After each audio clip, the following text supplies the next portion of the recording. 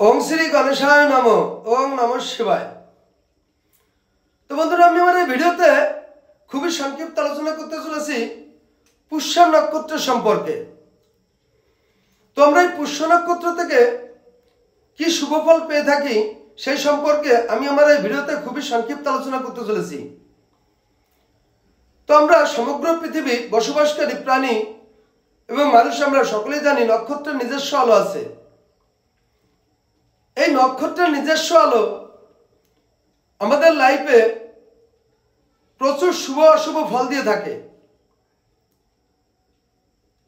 কোন ব্যক্তির জন্মছকে এই নক্ষত্র অধিপতি যদি শুভ করে শুভ অবস্থানে এবং শুভ গ্রহের দৃষ্টিতে অবস্থান করে তাহলে এই পুষ্য নক্ষত্র থেকে আমরা প্রচুর শুভ ফল পেয়ে থাকি।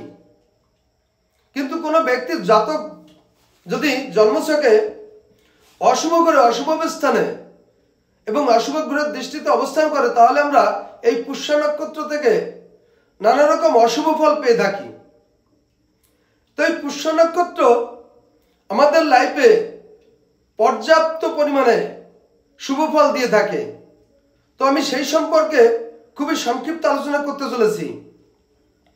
তাই পুষ্য নক্ষত্রের জাতক ব্যক্তি এরা সাধারণত খুব সুখী এবং খুবই ধনী হয়ে থাকে। এছাড়া এই পুষ্য নক্ষত্রের জাতক ব্যক্তি এরা ভোগী হয়ে থাকে। এই পুষ্য নক্ষত্রের জাতক ব্যক্তি এরা প্রচুর ধার্মিক হয়ে থাকে এবং প্রফুল্ল চিত্তের হয়ে থাকে।